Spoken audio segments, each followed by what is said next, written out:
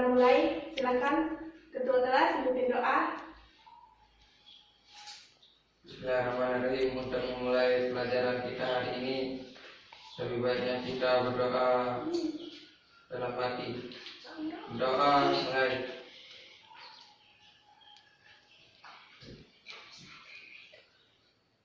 Doa selesai. Bagaimana kabarnya anak-anak hari ini? Alhamdulillah baik. Alhamdulillah baik, Bu. Baiklah, Ibu absen dulu ya. Ya. Pertama, Baik Justina Liati, Hadir. Novi Andriani, Yes. lalu Azikri Amrullah, Yes, I am here. Baik Yuliantari. Hadir. Oke, hadir semua ya. Sekarang kita masuk materi. Sebelum kita ke materi pada pagi hari ini, kalian masih ingat bab kita sebelumnya? Minggu lalu kita membahas tentang senyawa karbon.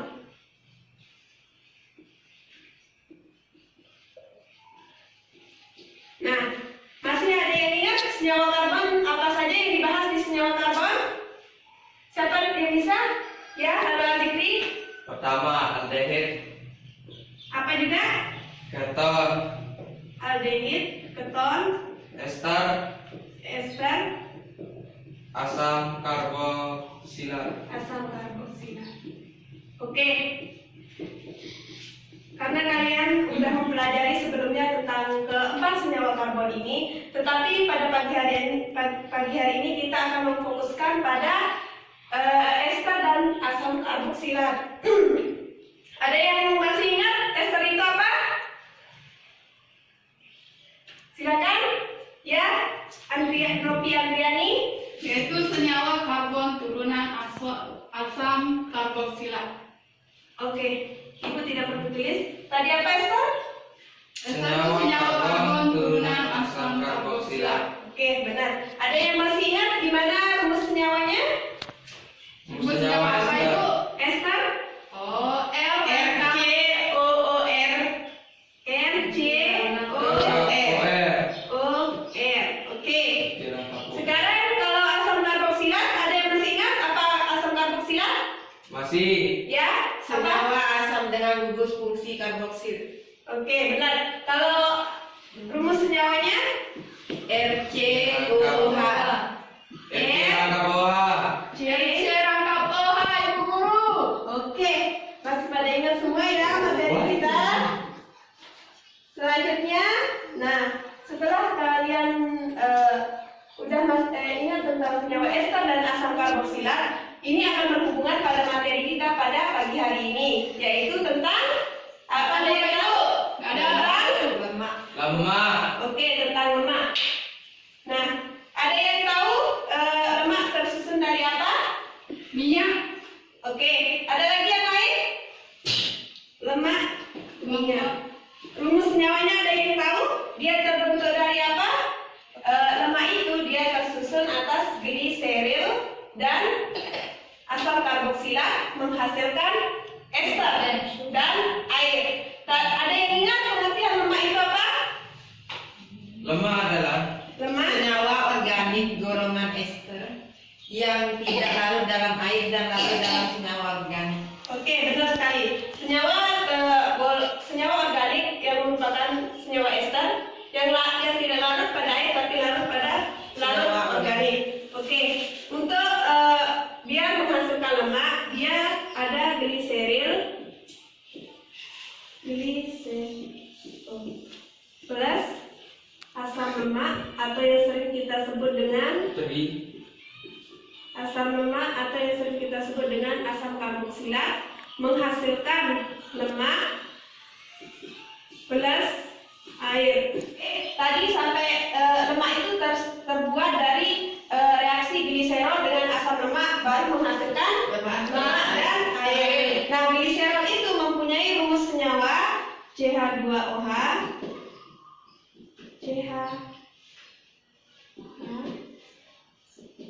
CH2OH. Nah, ini gliserol.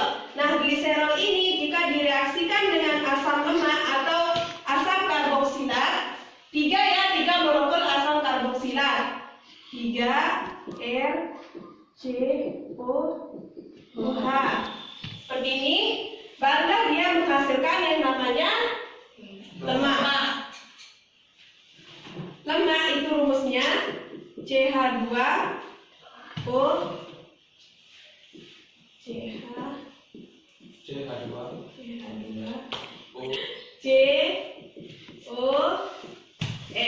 R1 C R2 C R3 plus 3 molekul H2O.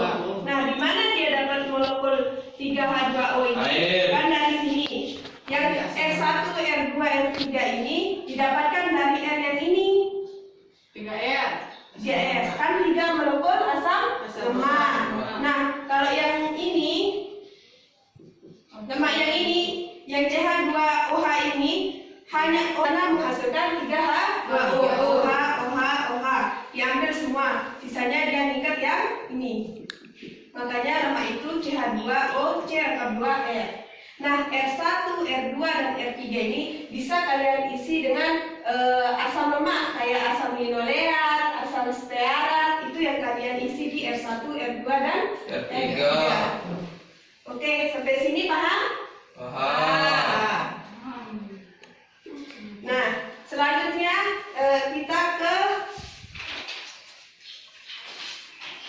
kita belajar tentang tata nama dan rumus struktur dari lemak. Nah, untuk tata nama dan struktur lemak itu diawali dengan gliseril plus Asam lemak karboksilat. asam lemak. Seperti ini ya, sampai sini untuk penamaan lemak. Yang ini yang diambil ya untuk penamaan lemak. Nah, kan tadi sudah saya bilang kalau R1-nya, R2, R3 barulah kalian isi dengan rumus asam lemak. Untuk penamaannya ini, untuk penamaannya. Nah, kalau gitu Ibu kasih contoh satu ya biar lebih paham. Asam lemak ya. Kita ambil gliseril tristearat. Nah, sesuai rumus lemak yang diubah itu cuma di R1, R2, dan R3. Nah, tinggal kalian samain aja, misal dia pakai asam stearat ya. Semuanya kalian bisa lihat nanti di di LKS-nya rumus asam lemak stearat itu berapa. Nah, sekarang untuk penamaannya kan kita punya gliseril plus asam lemak. Jadi penamaannya itu apa? Terus Sekitar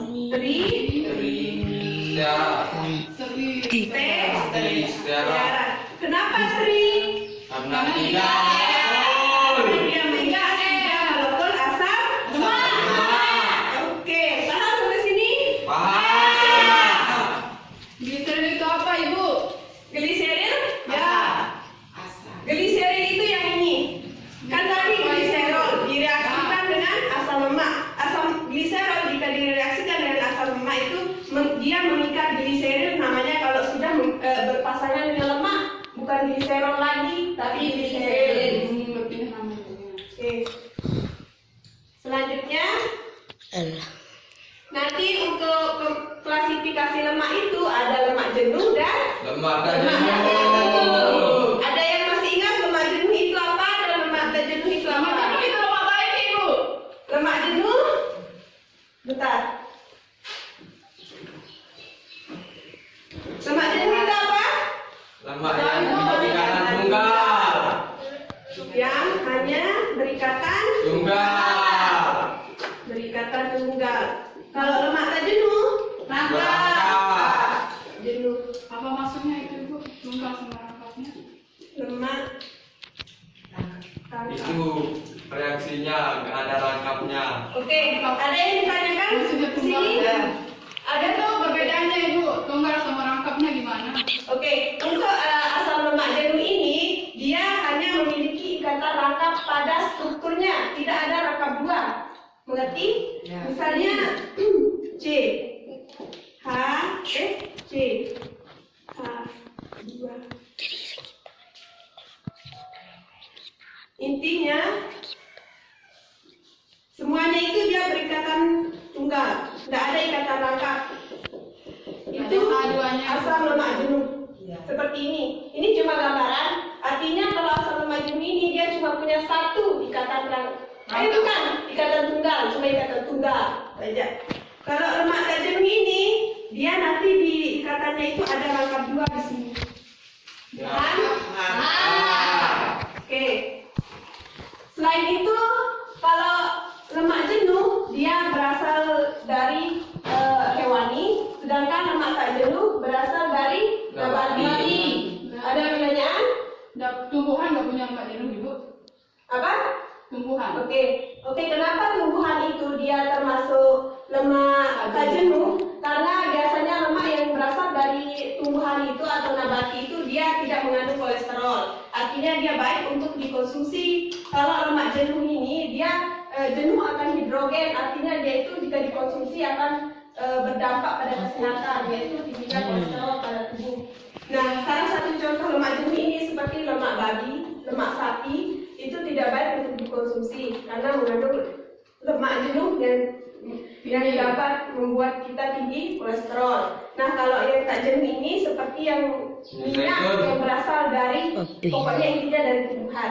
Berarti minyak kelapa sawit ibu nggak punya lemak jenuh? Nah, kalau selain minyak tumbuhan yang lain, ternyata minyak kelapa sawit itu juga dia memiliki kandungan lemak jenuh, tapi tidak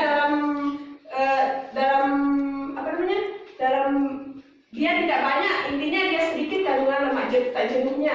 Lemak kita bilang makan gorengan katanya banyak lemak jenuhnya, bisa berat badan berdampak gitu. Oke, itu terjadi karena akibat lemak itu terjadi namanya lemak teroksidasi, di mana lemak itu dia teroksidasi dengan udara menghasilkan lemak tak jenuh, sehingga kalau terlalu sering menggunakan minyak, maksudnya seperti ini, misalnya kita berulang kali menggunakan minyak yang itu aja, jadinya dia itu minyak itu sudah terkontaminasi atau sudah teroksidasi dengan udara, karena kan kalau sudah teroksidasi dengan udara dia menjadi lebih kental dan itu tidak baik untuk dikonsumsi.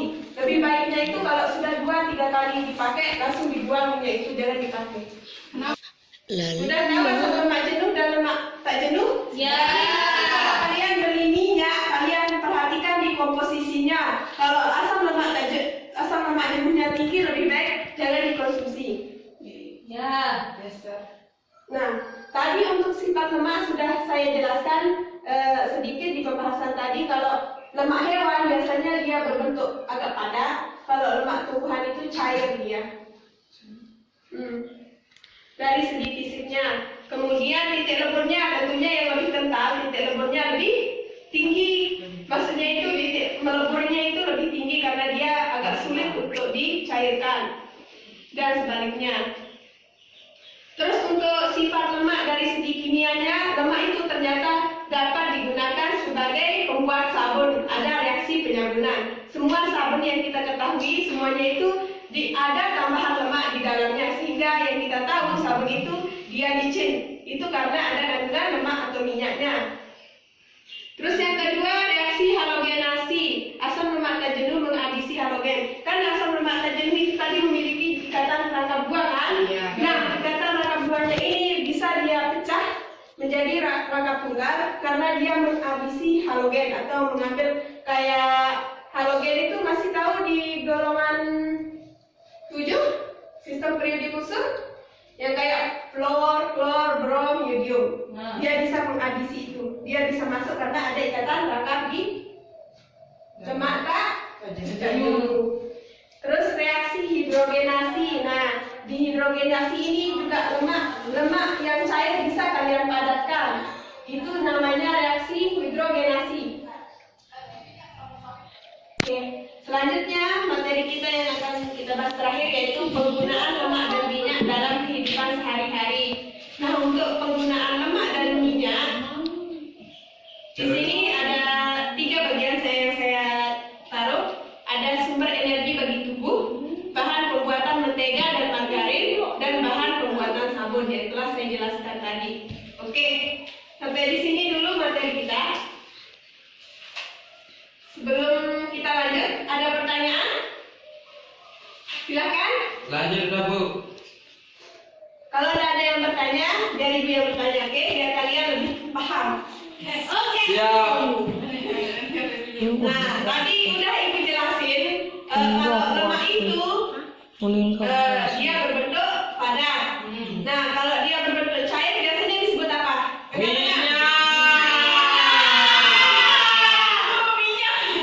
sudah benar. Berarti paham ya perbedaan lemak dan minyak. Sebenarnya lemak sama minyak itu satu golongan, tetapi kalau dia dalam bentuk agak padat dia disebut biasanya lemak. Kalau dia dalam bentuk cair disebut minyak. Pertanyaan selanjutnya biar kalian lebih paham. Kalau lemak itu juga biasa disebut trigliserida. Ada yang tahu trigliserida itu apa? Oke, Dan Bazi, silakan. Karena pada lemak satu molekul gliserol mengikat 3 molekul asam lemak. Oke, ini maksudnya ya dalam satu asam lemak itu dia mengikat 3 molekul asam lemak. Makanya dia disebut trigliserol. Trigliserida. Ada pertanyaan sebelum lanjut? Kalian sudah paham berarti ya? Ya. Oke, sekarang selanjutnya Ibu padukan kalian LKS-nya. Ada petunjuk di sana. Kerjakan soal di LKS secara individu terlebih dahulu.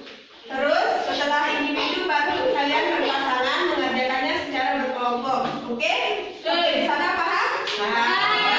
Barulah nanti kalau udah selesai semua kalian jawab soalnya, kalian akan maju perwakilan satu orang untuk menjawab semua pertanyaan yang ada di LKS. Nih, biar nggak banyak buang waktu, silakan. Secara individu Ibu kasih 2 menit saja jawab pertanyaannya. Jawab. Berjawab.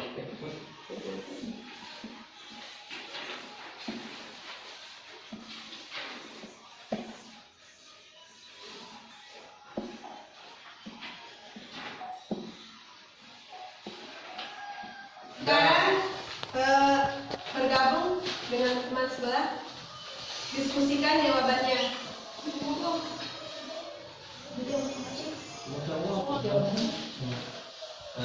Sama penyelenggaraan menolak dan saling terlibat H29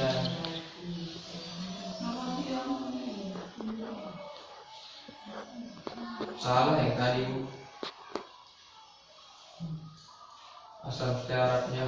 Oke, kalau udah kalian jawab secara berkelompok, sekarang Ibu turun perwakilan setiap kelompok untuk maju menjelaskan jawaban kalian. Dari kelompok 1, Ibu tunjuk,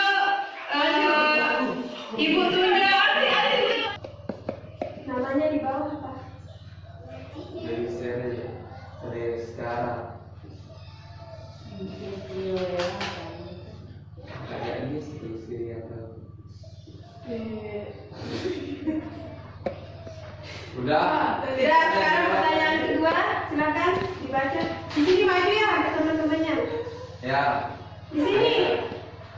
Ayolah. Pertanyaan kedua. Oke, baca soalnya dulu.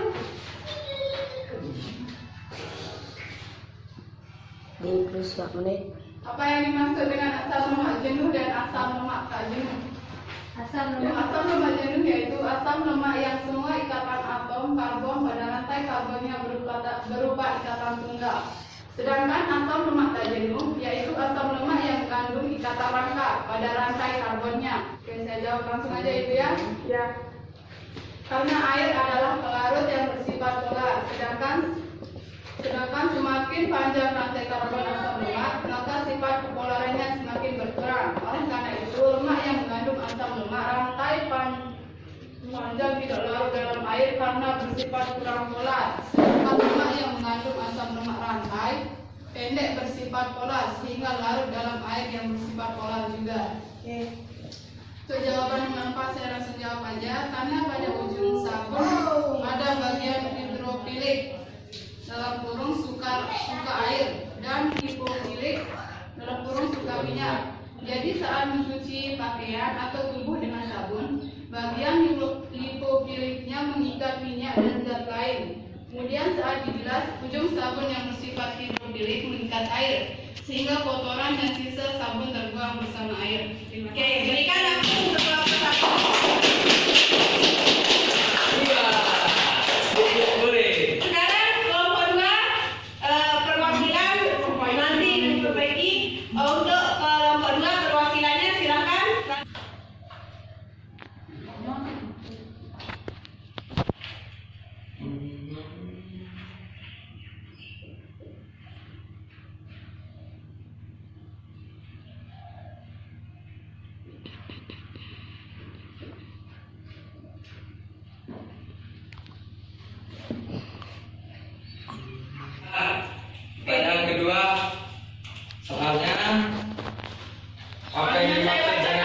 asam lemak jenuh dan asam lemak tak jenuh.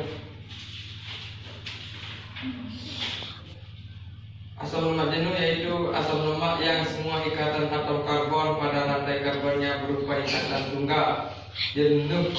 Contohnya asam laura, asam palmita, dan asam stearat. Dua, asam lemak tak jenuh yaitu asam lemak yang mengandung ikatan rangkap pada rantai karbonnya. Contohnya asam olea, asam linolea, dan asam linolea. Soal nomor 3. Nomor 3 jawabannya, karena air adalah pelarut yang bersifat polar, sedangkan semakin panjang rantai karbon asam lemak, maka sifat kepolarannya semakin berkurang. Oleh karena itu, lemak yang mengandung asam lemak rantai panjang tidak larut dalam air karena bersifat kurang polar, sedangkan lemak yang mengandung asam lemak rantai pendek bersifat polar, sehingga larut dalam air yang bersifat polar juga. Salah satu penggunaan lemak dan minyak adalah bahan pembuatan sabun. Mengapa sabun dapat membersihkan kotoran pakaian yang direndam dalam air, padahal sabun terbuat dari lemak, sedangkan lemak bersifat tidak larut dalam air? Jawabannya, karena pada ujung sabun ada bagian hidrofilik yaitu suka air dan lipofilik yaitu suka minyak. Jadi saat mencuci pakaian atau tubuh dengan sabun, bagian lipofiliknya mengikat minyak dan zat lain. Kemudian saat dibilas, ujung sabun yang bersifat hidrofilik mengikat air sehingga kotoran dan sisa sabun terbuang bersama air. Oke, Sekian dari kelompok 2. berikan langsung.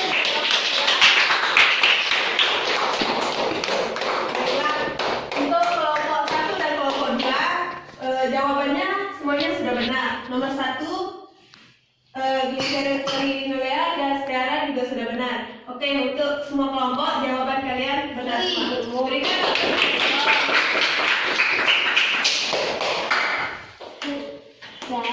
Oke, sebelum kita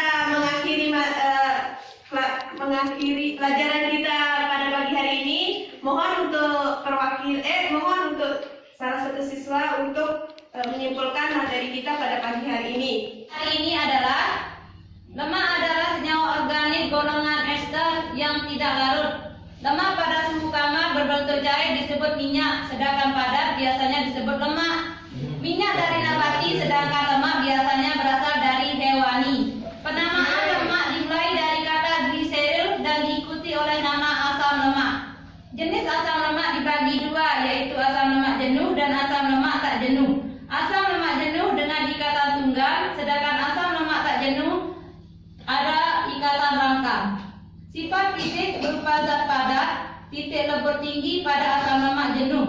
Larut dalam air jika mengandung asam lemak rantai pendek.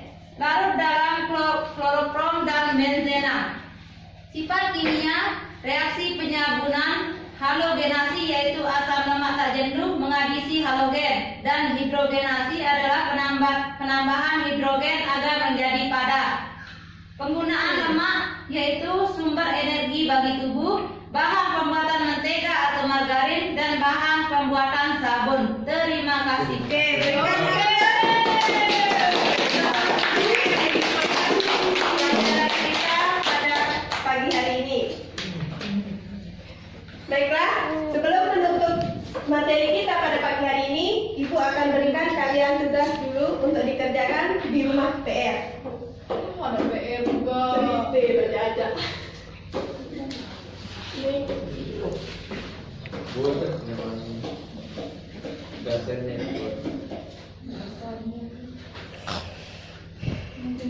Oke, sudah? Ya. Jadi untuk materi minggu depan, silakan kalian pelajari tentang karbohidrat. Biar kalian pas kita masuk besok tentang karbohidrat, kalian sudah ada pemahaman sedikit tentang karbohidrat. Siap? Ya. Baiklah, sebelum menutup, silakan ketua kelas menutup pembelajaran hari ini. Ayo, ketua kelas. Untuk lebih barokahnya acara yang sudah kita lalui bersama dari tadi sebaiknya kita melafazkan hamdalah.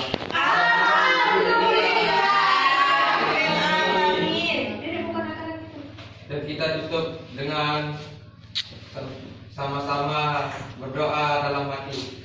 Doa mulai. Doa selesai.